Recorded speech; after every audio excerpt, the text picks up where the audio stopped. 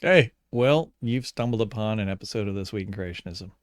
My name is Joel Duff, and here's where I take a look at the events that have happened in the world of young Earth creationism, the headlines from young Earth creationism over the past, well, in this case, the past 2 months or so. Yeah, it's been a while. If you're a regular to my channel, you know that I've been out because of surgery and other things, and I've kind of gotten away from doing the This Week Creationism thing. Part of that is, to be honest, the world of creationism has been a little bit boring for the last couple of months. I don't know if it's the layoffs or what, but there's not a lot of real original new content to talk about. And I really don't like to get on to this week in creationism and just show funny memes or bad memes or little blurbs from social media and so forth. I want to get to something that's like a little more meaty, like, actually comes out of like the large organizations and maybe a little bit about intelligent design and other things. And there just hasn't been any like earth-shattering news there, and I'm more focused on science stuff. There's a whole bunch of like social commentary by young earth creationists that we don't really touch here, and we're really not talking too much about sort of deep theological issues on This Week in Creationism.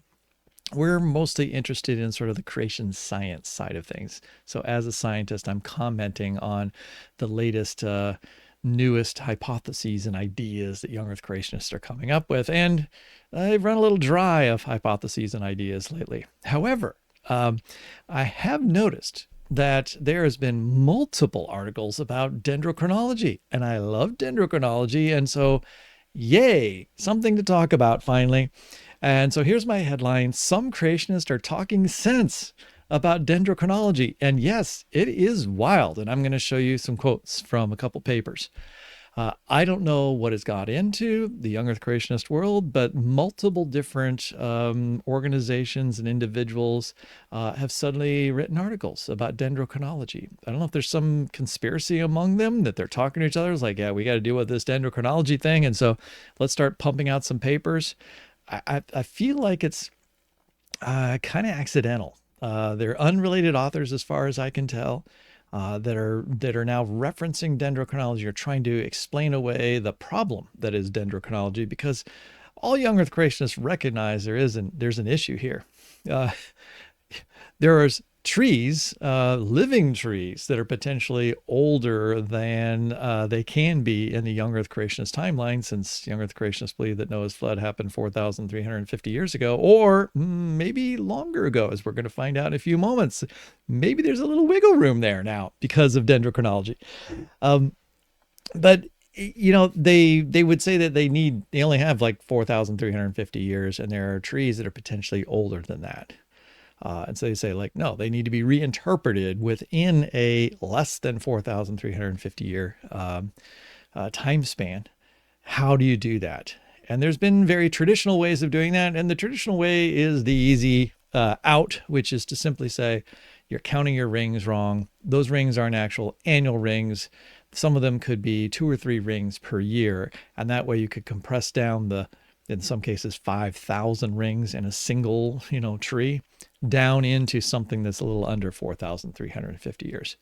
But there's many other problems, and we'll just sort of touch on a few of those as I talk about dendrochronology, because actually I have a fairly significant dendrochronology video that I've been prepping as part of my Nevada series, and I'm going to show you a couple pictures. I'm going to tease you with that future series, which hopefully will someday be finished, in which we will explore in a much more in-depth way the science of dendrochronology. But alas, we're here to talk about This Week in Creationism and actually look at what young earth creationists have said, and then maybe sprinkle a little commentary in there around it. So here we go. Whoa, that's wild. Look at that. All right. Now you know I'm not an avatar. I mean, I know AI might be good at making avatars, but trust me, I'm not an avatar here. An avatar wouldn't make nearly as many grammatical mistakes and say as much as I'm going to say. And it's not going to pick up a Mountain Dew with a green screen and come up with something like this yet. Not quite sophisticated enough for that. All right. So this is my reality check. Yeah, where I'm at here is a Great Basin National Park. First time I've ever been there. I went with my son last summer in August. A balmy 105 degrees in the valley, but as we drove up and hiked up into the mountain, a beautiful 65 degrees up here. And we're hiking up to the basin below Wheeler Peak. And one of the reasons I wanted to go to the Great Basin National Park is I wanted to check off another national park. I've been to quite a few, almost every one of them out west. But this is one somehow I've managed to miss. It's not hard to miss. It's kind of like it's in Nevada, way far away from everything else. You kind of go around to all the other big parks and you don't really go through the center of Nevada in order to encounter a Great Basin. But we had reason to be there. And I had an ulterior motive for wanting to visit this particular park because there is a bristlecone pine colony that's there, forest that's up here. Of course, the White Mountains, which are on the other side of the state, bordering California, is where the most famous bristlecone pine tree is, Methuselah, and some of the other oldest trees. But there are trees that are nearly as old here that I was able to hike up to, touch, and see. And so here we are hiking up and just right here, just confronting the basin below the main peak. And we're right about tree line here, about 11,000, maybe 11,200 or 200 to 200, 300 feet right in this location. So here's my son, and we are literally hiking up this boulder field. And this dead tree to the side here is almost certainly well in excess of 1,500 years old. Here's another set of trees that are out in it's actually a rock glacier. There's an actual ice glacier above this. And then this is the moraine that's below that glacier that is left behind as it has shrunk especially over the last 20 years. And it's projected to disappear within even the next 5 years. It'll be the last glacier to go in Nevada. And below that, in this moraine, which is now can be referred to as a rock glacier, you literally have these rocky fields here, which are very gradually kind of moving their way down the mountain through the freeze-thaw cycle from winter this summer. And here we have some bristlecone pine trees that are on the order of probably 1,000 years or less, these living ones. That dead one right there is, again, probably more than 1,000 years old, if not possibly 2,000 to 2,500 years old. And they're in the middle of this moraine, which at one time was underneath a glacier.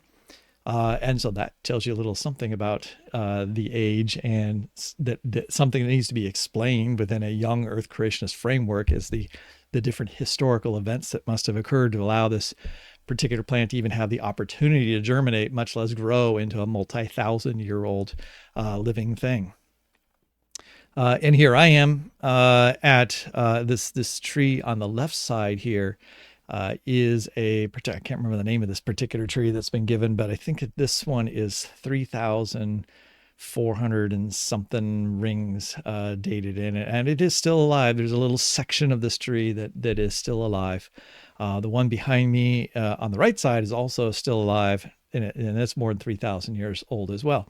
There are other ones, especially a couple fallen trees, one that was cut down, that are in excess of 3,900 to 4,000 years old at this particular location. So I show these to show that at least I've actually seen bristlecone pine trees and have actually thought about them quite a bit. So really brief primer before we get to the Young Earth Creationist articles, because that's what we're here for in This Week in Creationism.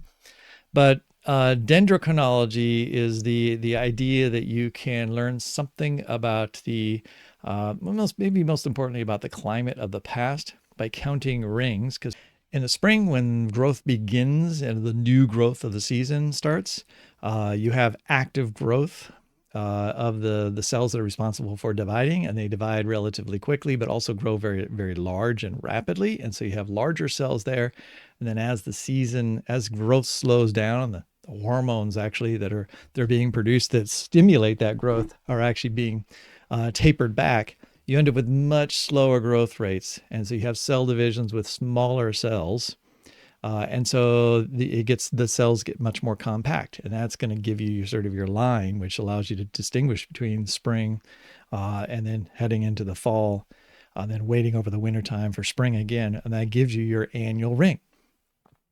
And then each annual ring has a total width that might be based on, like, if it's a really great season, like if it's a really moist and warmer and for a longer period of time, you might get just more overall growth one year than if you have drought year after year after year. You're going to have a whole bunch of little thin annual rings. And so that can, if you read that over hundreds of years, it can give you an idea of what the climate was in that particular place. And then you can take a core from a tree and look at hundreds of rings, and you can take a core from another tree and another tree and another tree. And dendrochronology studies are the best way to do it. Would be take cores of multiple different trees in one area, so that you're not deceived by some maybe local effect of damage to one particular tree, which messes up the growth rings, or that particular tree is in a particular harsh location. It's maybe it's moist everywhere and it's dry right there, right? So you want to sort of average everything out, right? You're going to take a lot of cores, and you're going to then see what the patterns are for a bunch of different trees, especially living trees. Eventually, you can overlap those patterns with trees that died. And I don't have a picture here, but I will in the future when I do my more in-depth look at this. There are trees that have fallen, and they have fallen hundreds of years ago and are still laying there undecayed because of the environment that they're in, and the density of the wood is extremely dense, and it produces a lot of resin too, and bristlecone pines. And so insects tend to not want to eat this wood. So this wood lasts hundreds of years lying on the ground. So you can take that older wood, overlap those rings with ones from living trees and so forth, and you build a chronology. And that chronology can get quite extensive. In some cases, for the bristlecone pines, 8,000 years of rings extending back. Obviously, 8,000 years is a problem for a history that requires only 4,350 years as being the max, because you can't really have trees surviving through Noah's flood and then standing on top of a mountain afterwards. Okay, that was the background. Let's get to, like, what are young Earth creationists saying about this? So they're faced with this dendrochronology issue. Somebody like me, somebody like a lot of other people might say, like, how do you explain that? And that's a question that young Earth creationists perceive that they need an answer for. And they don't just perceive they need an answer, they really do need an answer for that. If they're going to have a comprehensive explanation for the history of the Earth contained within a short time scale. So I noticed on New Creation, the New Creation blog, a few months ago, I think this is January, came out with this article, What is Dendrochronology? And we might spend a few minutes going to that particular article. Absolutely great article. All right. Very apt description of what dendrochronology is, how dendrochronologists operate, what scientists do, how they corroborate their tree rings and so forth. And so I would commend it to anybody who just wants to know about dendrochronology. And really, this article seems to be a setup. It seems to be kind of like, all right, here's what dendrochronology is. Here's how. Here are the challenges it presents to young Earth creation. That's what I appreciate about the New Creationist versus Answers in Genesis or ICR, or Creation Ministries International, is that the New Creationist is a number of individuals that are far more willing to question their own or challenge themselves, all right? Challenge other young Earth creationists, and to even challenge themselves as young Earth creationists with difficult problems. And so they're actually raising the question, how do we explain this 8,000-year-old chronology? Again, in the case of this article, they weren't actually trying to explain the bristlecone pine dendrochronology specifically, but they're just like dendrochronology overall, because there's other chronologies that have been built from pine trees and yews and cypresses and other things as well. And many of those chronologies extend well beyond 4,000 years. There are chronologies that are upwards of 15,000 years or more. And so it's presenting like, okay, so here's what and this article actually talks about, here's what young Earth creationists have said about tree rings and tried their potential explanations for what's wrong. And this article actually admits that tree ring counting is probably is fairly accurate. right? That you can't just toss out, well, there's multiple rings in a particular year. Although that is certainly possible in some locations, there are many ways to test whether there are multiple rings during a single season. And especially for the bristlecone pine trees, so far nobody has really been able to show that a bristlecone pine tree has grown 2 rings in a single year. Okay, so I want to pull out from the second article by the same author, David Pierron, who seems to have taken a special interest in dendrochronology as a lay scientist. And he then followed up his original article of just like, hey, this is a dendrochronology. It's a problem. All right. And here are the questions we're left with after I've examined sort of the big issue. I still have questions about this. And then he comes up with the second article, Tree Rings in the Flood, Evidence from England Challenges Common Biblical Dates. This article is about, from just a few weeks ago, is about I think this is an oak yew chronology from bogs in England. So preserved trees in bogs, they've taken cores from those, and they've developed an extensive chronology that dates back to 3,400 or so years before BC. All right, so that's 6,400 years ago. And again, raises challenges like this is a longer, these are more years, right, than we have available in our chronology. And goes through and looks at the possibility that there's double rings and concludes that no, doesn't seem like there's any double rings here. It seems like there really are this many annual rings, and that the overlapping is done right and so forth. And so this author is kind of in the position of like, this really seems real. And this is why I started out by saying, what did I say? Let's see here. Some creationists, we haven't got to the ones that aren't, okay, are talking sense about dendrochronology. Okay, yes. I mean, he's admitting it. It's like, this evidence looks pretty sound. This looks like pretty sound data. The scientists aren't lying. They're not what Answers in Genesis or others would say. Well, they have a bias, and they're intentionally manipulating the data somehow. No. And I'm going to read you a little section of this paper, and I think it'll be a little eye-opening.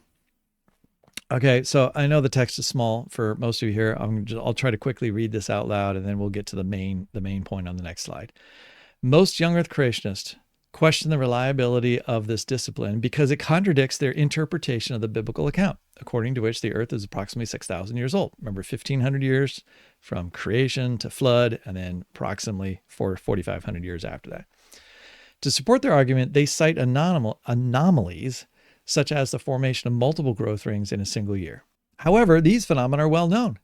They are identified and corrected by a correlating tree series with each other. Their frequency depends on many factors that are now better understood, such as tree species and age, climate conditions, geographical location, and so forth. These things are accounted for in the tree ring counting. An analogy with genetics helps clarify this point. It has only been possible to sequence the DNA of ancient human remains for a few decades. This process can be disrupted by the unintentional contamination of the sample from laboratory technicians' DNA, which is a well-known phenomena, and laboratories and protocols have been in place to prevent and correct it. It would therefore be absurd to conclude that genetics is unreliable simply because such contamination exists. By the way, Nathaniel Jeanson, you out there, you listening to this? Nathaniel Jeanson, one of his rationale for not how do I say that? One of his rationale for not including ancient DNA samples in his analyses, his genetic analyses of human ancestry, is that, well, we can't trust those. They've got all these there's contamination issues. There's different decay products that we can't really reliably be sure we have the sequence, and so they might look older than they really are. All right, some of those there certainly are those things that can happen, but as this author is actually pointing out, there are well-known phenomena for which we know how to correct and adjust and compare and so forth, and we figure out we can get fairly reliable sequences today. You can't just look back to the literature of 25 years ago for the very first sequences and say, well, wow, see, you can't trust those sequences. There were these problems they didn't know about. We have gotten much better now. And he's saying dendrochronology has continued to constantly improve upon itself to the point where its accuracy level is actually quite high. So last sentence down here. Similarly, rejecting dendrochronology on the basis of double growth rings is not a serious scientific approach. Right now, he's saying he's contradicting here. No, he is critiquing the vast majority of young Earth creationists whose sort of knee-jerk immediate response to, oh, that tree, it's 4,500 years ago, but I don't have that many years. Oh, well, you're just double counting some of those rings. All right. There's actually double rings there per year. And so you're counting them as 2 years when really it's just 1 year. Right. It's an easy response because really it's the only response. Now, here's the thing. What are we going to do about it? Because the chronology of bristlecone pines goes back 8,000 years. This particular chronology, just for the bog plants, not even talking about what's below the bog and all that, for these bog trees that are preserved, goes back some 3,300 BC, 3,400. I can't remember the exact number now. But it also goes back beyond what Answers in Genesis would accept as the amount of length of time that's available. So here's the conclusion. And this is quite stunning. And this is why I said this is getting a little bit wild here among young Earth creationists. The data presented here show that dendrochronology is a robust method capable of providing accurate and consistent chronological markers across the globe. Not just in one location, but we've got multiple locations across different continents with different kinds of trees at different elevations that are presenting a consistent message of annual rings that can be added up across different trees to account for a chronology that's longer than the time we have available. These results should not be, all right. So for believers committed to the authority of Scripture, these results should not be seen as challenging the faith, but as an invitation to deeper our understanding of the history of creation. It's tough to say that the dendrochronology is a robust method capable of providing accurate, consistent chronology markers, and at the same time say that these should not be seen as challenging the faith. I agree. They're not challenging to the faith, but they are challenging to a particular interpretation of Scripture that some people have immense faith in, all right, and trust in, as if that is a requirement of Scripture that the earth be 4,350 years since the flood. Okay, next paragraph here. It is possible that certain phenomena related to ancient climate of the flood, whether global or regional, may have profoundly influenced tree growth and preservation. It's also possible that our reading, okay, let me stop. The first sentence. Now, this is kind of a throwaway, like maybe we don't know everything yet. You can always say that about everything. It's not an illegitimate claim. There are many things that I would say a very similar thing about some other phenomena. Like we still don't know. There's a possibility that we don't fully understand this, and there could be other hypotheses that we have not considered. So you can say that, but these chronologies seem consistent and they seem extensive. And we've already kind of accounted for different climates because we're seeing different climates in the tree rings. And whether the flood is global or regional, is this a younger creationist actually saying this? Well, maybe if the flood were local, there would be more time, right? Because there could be trees that have lived up to 6,000 years old, right? Because they'd be in locations that weren't flooded. I just realized as I'm reading this, I hadn't even noticed that where he says whether global or regional. Here's a young earth creationist who typically most young earth creationists are like, flood is like one of the foundational things. A global flood, is a foundational part of their entire, basic assumptions about what is required by Scripture. So that's an interesting, hint that maybe we ought to be considering. Maybe we ought to at least allow ourselves to consider there could be a more local flood while still holding on to a young Earth 6,000 years old. Now, next sentence. It's also possible that our reading of certain biblical passages or genealogies need to be refined. Maybe we're restraining ourselves to 4,350 years ago because of certain chronologies, right? Genealogies in the Bible. Maybe there's some gaps in those. Maybe we have more time. Do you realize that if you went back 30 or 40 years, there's a lot of young Earth creationists who would say that the world is 10,000 years or younger, that the biblical chronologies are not they're not unassailable in the sense of like you just add these dates up. There are biblical interpretive principles that can be used to suggest that maybe these dates and numbers for the lifespans and so forth aren't exactly years, or maybe there are gaps where there are individuals between those that aren't being given to us. And so therefore there could be a longer period of time for us to work with. And that has kind of gone away with sort of Answers in Genesis and the dogma of sort of like, we're going to accept a certain genealogy and we're going to add it up in one way. And we're going to say like, that's it. We only have this many years. In any case, the study of creation and the study of God's word are not opposed. Both come from the same author. I found this quite enlightening or surprising, quite revealing, that after 2 articles on dendrochronology at the New Creationist, and you have to go back and look at what I've said about the New Creationists as sort of a different style of young Earth creationists, a different motivation and tone from young Earth creationists. And again, you see it right here in this article. You would not see something like this written. These words would never be written and placed on the Answers in Genesis website. Okay, so that's 2 papers, right? And that's the New Creationist. So then we've got, I just noticed this particular YouTube channel, Biblical Studies and Reviews by Stephen Hackett, has been kind of a growing station with a increased number of followers. On the turn of like, multiple thousands of views of several videos. And he's done some interviews with Marcus Ross on the age of the earth. It seems like he's somebody that had doubts about a young earth for quite a while, sort of wavering on young earth, old earth, and then it's kind of like caught the wave of young earth not too recently, is like really gung-ho about it and making a big deal.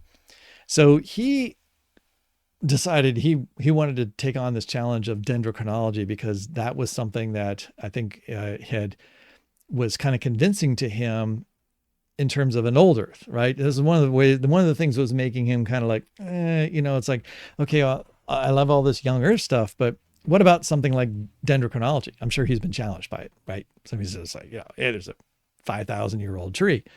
And you're telling me that 5,000 years ago was before a giant flood that, killed everything on the face of the earth and would have uprooted all these trees.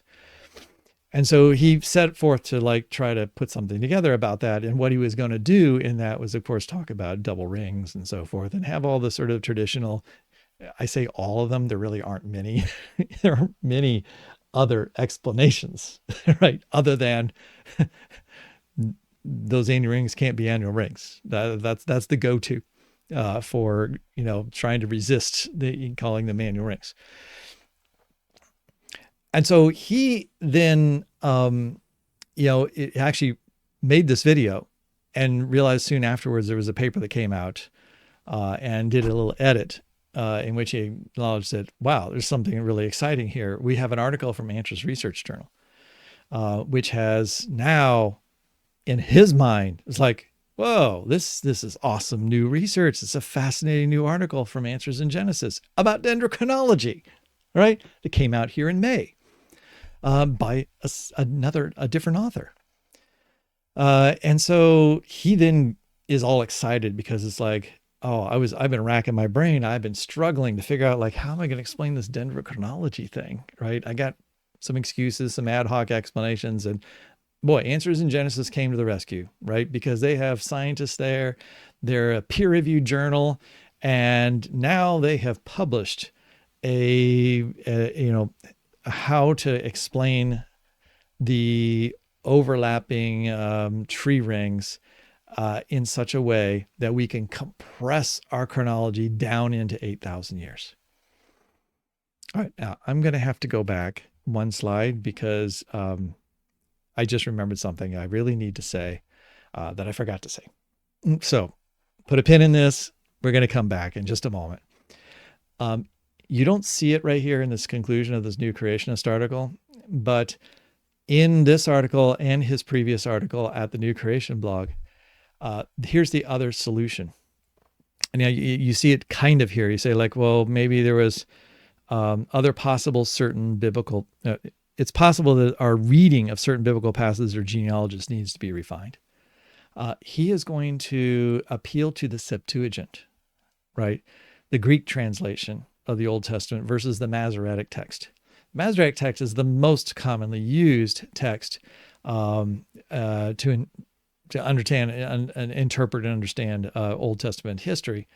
But the Septuagint has somewhat different genealogies than the Masoretic text. So a little bit different choices in terms of the different available the available original manuscripts and so forth were different.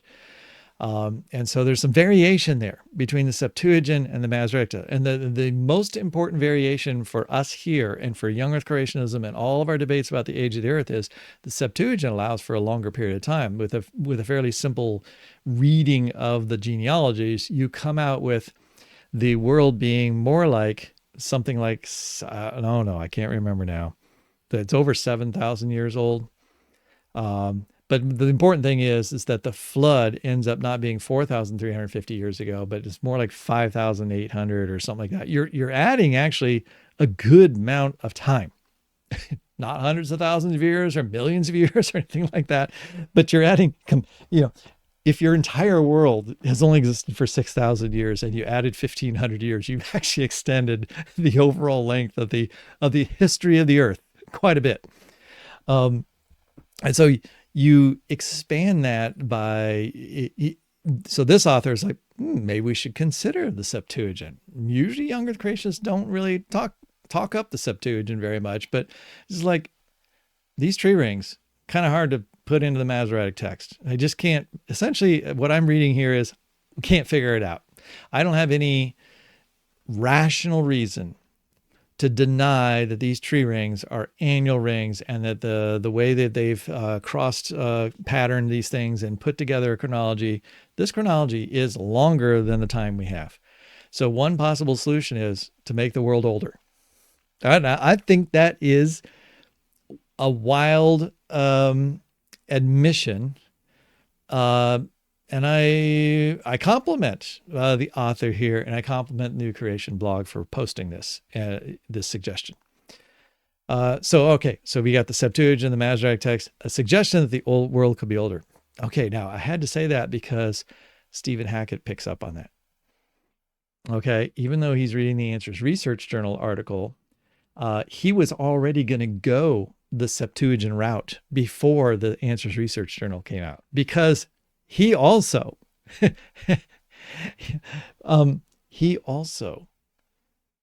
basically couldn't find a way to squish the chronologies into less than 4,350 years. And so he also expands most of this video that he produced, 45 minutes of it, is a defense of reading the Septuagint, which allows for a longer Earth, or a longer history of the Earth. And that's his workaround. Now, neither of these actually work because they don't confront the 8,000-year-old chronology of bristlecone pines, and they don't confront the 15,000-year-old pine tree, or I figure yews or something like that, in Europe, and other chronologies which are much, much longer.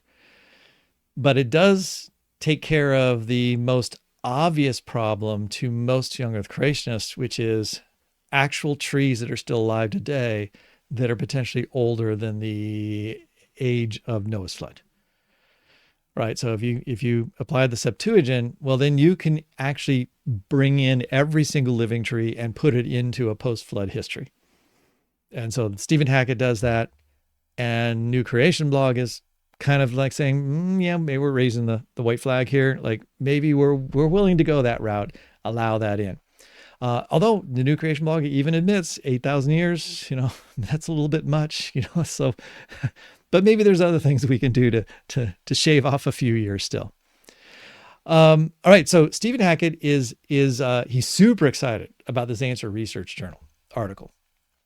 And so that's what we have to talk about next. So this is the fourth time dendrochronology has come up among young earth creationists in just the last couple months.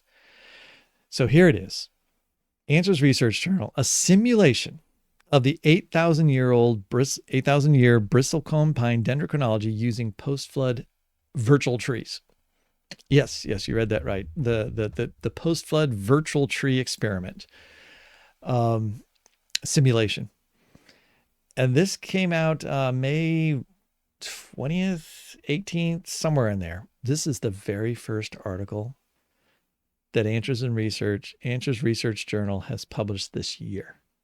Now that's notable. That's actually newsworthy of this week in creationism. Why do I say that? Because last year they published, now I can't remember. I should look this up. I can't remember if it was 33 or 25 or 35, a couple dozen research articles in their peer-reviewed journal. And they've consistently published in excess of 25 journal articles since its origin, some 9 or 10 years ago. No, a little bit longer than that.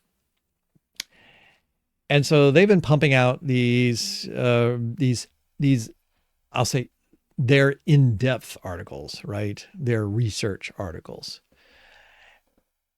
for many, many years. And then all of a sudden, December 10th arose last year. That was the last article published. And then there was silence, just complete silence, nothing. And I've heard nothing from anyone about like, what is the holdup? Is just no one actually submitting stuff? Do they have an editorial issue? I don't know what's going on, but finally this paper comes out. It is the only paper so far, and we're coming up close to January, February, March, April, May, 5 months into the year with only one publication. And it's a doozy. It is a doozy. I don't really think it was worth publishing. I don't know who edited this. I don't know what the editor was thinking. Maybe they were thinking, we don't have anything else to publish and we got to get something out there. So here you are. All right. You all been waiting for it. It's here. The simulation of the 8,000-year-old bristlecone pine dendrochronology using post-flood virtual trees. I was so tempted to make another video detailing what happens. Is not worth going over in detail. Let me give you the brief summary. But you know what? We'll read the abstract, and then I'll just say a couple things about it related to what we've talked about here so far. The bristlecone pine dendrochronology extends to 8,000 years before present based on tree ring pattern matching of living and dead trees and counting back from the present, assuming one ring per year. We're off to a good start. That's an apt description of the 8,000-year-old chronology. And it's a good first sentence for an abstract. But now you present the problem, right? And this is what a good abstract does. It's like you got to present, here's an issue. Here's a reason why we need a publication, all right?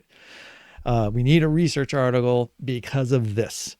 But if the flood buried the world's trees in sediments and there are no trees older than about 4,500 years and the chronology should not be any longer than that, faced with this mystery, Christians may be tempted to doubt the veracity of the Genesis record.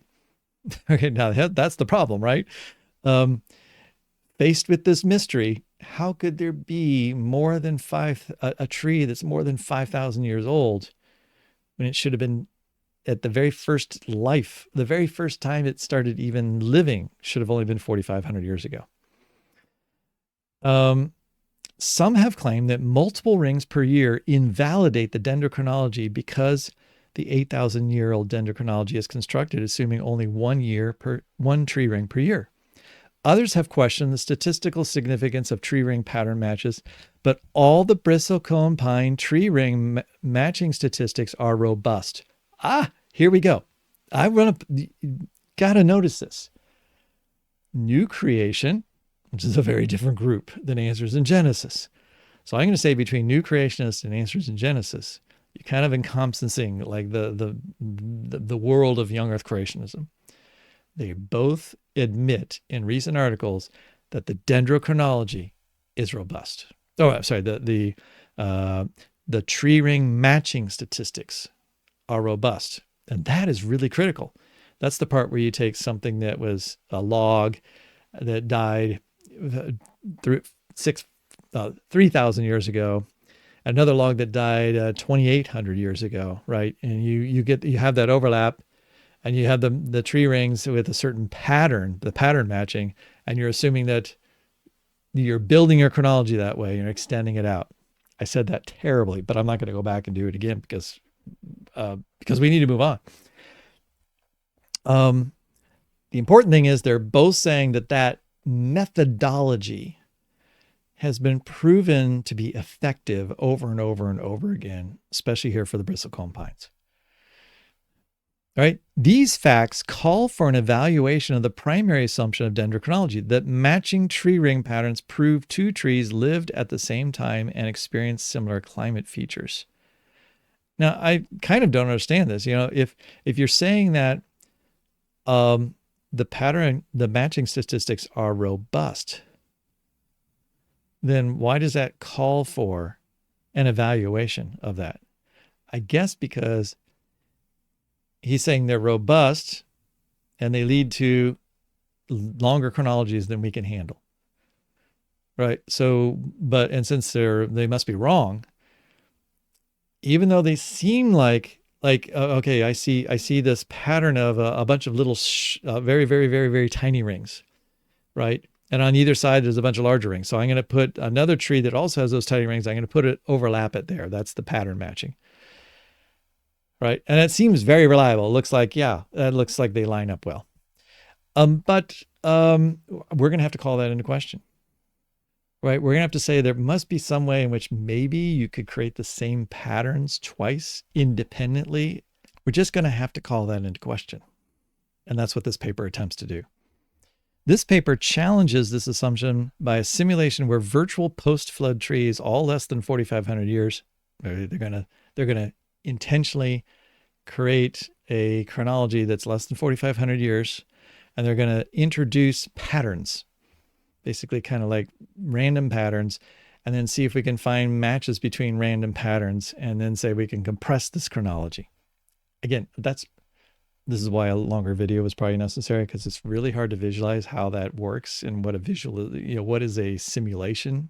How do they do that? They used a simulation of post-flood trees, all less than 4,500 years old, and they're used to construct an 8,000-year-old dendrochronology. In other words, they created an overlapping set of patterns that add up to only 4,500 years. And then they said, can we make that into an 8,000-year-old chronology? Let's take those patterns and then let's make them overlap in the wrong places, and then we'll stretch the chronology out. And then we made one that's 8,000 years. To achieve this result, disturbance patterns are introduced into the tree patterns, those virtual trees growing within 1,500 years of the flood, causing tree patterns to match due to shared disturbance features rather than shared climate features. So instead of the climate, warm years or wet years and dry years, maybe there's disturbance patterns, which they're going to call, this is what gets a little bit laughable in just a moment. By itself, the simulation does not invalidate the bristlecone pine dendrochronology, but it does offer an alternative interpretation suggesting that 8,000 years might be illusionary or illusory. This alternative interpretation is consistent with the historical record of the flood given in Genesis, encouraging Christians to trust the Bible. This paper doesn't actually say that we've come up with a solution. We've come up with a possible solution, a workaround, in which we can kind of force this 4,500-year chronology thing. There's one visualization in the paper that I think might help, because I'm sure that what I just said, you're scratching your head like, what did they do here? How are they compressing that down to 4,500 years? It's a little something like this. Let's see if I can do this. they had these two trees standing there, right? And let's say that they're the same age. All right. They're both 200 years old. All right. And one of them, a boulder comes down and then knocks into that tree. Now, the boulder sitting against the tree as a weight pushing against that tree would potentially cause the growth rings to get smushed, or more likely in the next 10 years, as it's continuing to grow, the growth rings on that side that's being pushed over, all right, are going to respond differently. Right. So they're going to end up with like a bunch of compressed rings potentially, or smaller rings right there. I'm not really sure if that's actually true, but this is sort of the conjecture in this paper. All right. And then what happens is, like, maybe 90 years later, another boulder comes running down, coming down the hill, and it runs into the other tree. And so at 90 years later, for the next 10 years, it has smaller rings. So you're going to say, like, now if you compare those two trees later on, I have two logs here, and I think that I didn't see them actually living, and I just see these dead trees, and I've taken cores from them, and I didn't know that they were alive at the same time. I might line them up, and when I line them up, I find that the marker that is easy to identify where to line them up would be like where these smushed areas are, but the smushed areas are actually 90 years apart. But I'm going to line them up as if they're they happen at the same time. In which case, one of the trees is going to have a longer history this way, the other one has a longer history the other way, and I put it together, and the two trees combined lived like 400 years, when in fact they only actually lived for 300 years together at the same time. They're saying you can get fooled by something like this. This is kind of nonsensical, because dendrochronologists, as much as possible, and especially in the very famous examples of dendrochronologies, long dendrochronologies that have been extensively reworked and worked over many, many, many times, what they've done is they've looked at dozens and dozens of trees. Right. They're not going to get it fooled by a couple trees having experienced some disturbance that makes two different time periods look the same. Yes, that could happen, I suppose. But when you look at a dozen trees from that area, right, you're not going to get fooled. Besides that, they're going to follow very precise patterns of, like, 3 years of, good years, and 2 years of bad years, and a year that was really awesome, and then 3 years that were very, very poor. Right. And so you're going to get a pattern that's not just like a block of like a problem and then everything else is the same. That's kind of what you need in order to, well, let me look at the picture here. Oh, I see these obvious changes, and I'm going to just pattern match those. Dendrochronologists know you're not just pattern matching on a few sites. You're trying to pattern match on over hundreds of locations. And so this author doesn't really seem to fully understand the complexity of dendrochronology. And if he did, you'd know that this is not a real solution at all to this dendrochronology problem. Okay, I've been flapping my lips for a long time, and I was going to actually go to two of those articles and pull out a few more things, but I think you got the gist of it, right? Young Earth creationists have been challenged over and over and over and over and over again with these dendrochronology chronologies, and that seem to exceed the age of the known universe in the Young Earth creationist universe. And so this has always been just something that's hanging out there. It's kind of like the starlight problem. And I mean, there's lots of different problems that Young Earth creationists are, perennial problems, right? But I had not really seen a lot of work in terms of like articles trying to really address this. And so all of a sudden there's this flurry of people like talking about dendrochronology. I'm not really sure what stimulated it. Since it's always been there. It's always been a problem. Unfortunately, none of these really solve the problem. And interestingly, they all seem to be willing to for one thing, admit the dendrochronologies are pretty robust. They all talk about the robustness of dendrochronologies. And so they are, in a way, coming around to, okay, 4,500 years really isn't enough. It just doesn't seem to be enough time. And so we're willing to crack open the window now to maybe allow for a longer history of the Earth. We're a long way from adding a lot of time, but that's a big change for young Earth creationists to say maybe there's 5,500 years since the flood. And I think that if something like this could convince other young Earth creationists that we should allow 5,500 or 6,000 years, I think that would be highly welcome to many other young Earth creationists that are greatly struggling to figure out how to explain a lot of other geological phenomena, other biological phenomena, especially things like creating all those different species in such a short period of time through hyper rapid super speciation. Right, having another 1,000 years would kind of ease the stress of those explanations as well. So I'm going to be really fascinated to see if this whole like picking up on the Septuagint and sort of allowing that to be a possible way to break open this conundrum that they have and allow for a little bit more time to ease some of these really high pressure zones of things like dendrochronology. You know, and I'm not going to bring it up, but I did forget to say one thing when I was showing the trees that I visited in Nevada, and this will be another important aspect of my future video series, and that is you can talk about having 4,500 years since the flood, but honestly, you don't have nearly that much time. I should have been saying this the whole time. They have less than 4,000 years because you have to go back to the biblical ice age. Right? Almost all young Earth creationists believe there was some biblical ice age hundreds of years after the flood that didn't ease off until about 4,000 years ago or 3,800 years ago. And I just showed you pictures of tree line over 11,000 feet in a boulder field that at one time was underneath a glacier. Right? Well, when was that glacier? In a young Earth creationist view, that glacier had to have been after the flood. Right. And so here we have even that place where that, 4,000-year-old tree stands in that area was underneath ice in the past. And that ice would have been there 4,000 years ago in the young Earth creationist chronology. So that ice has to melt. And then you have to have, you have to have seeds from bristlecone pine actually get to that particular location and begin to grow. And grow enough that you're going to get that first ring that you can see, which probably not really seeing the first couple rings. Right. And so the location itself is not even available. It's not like Noah's flood, water runs off and all of a sudden bristlecone pines start growing everywhere. The same is true for White Mountains.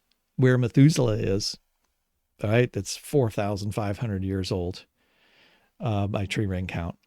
And also, by the way, I didn't even talk about it here, but radiometric dating and other cosmic events also have been used to date these things too. So it's not just tree rings, and those corroborate the tree rings, which is why they're saying the tree rings are robust without actually saying it, because they don't want to talk about how the radiometric dating is actually pretty useful for these things. And so there's even less time than 4,500 years. So anytime they're talking about like, well, the flood was 4,350 years ago, 4,500 years ago, and so you have to fit it in there. No, you have to fit it into less than 4,000 years ago. Because where Methuselah is up on the top of the White Mountains, it's a harsh environment that is highly eroded.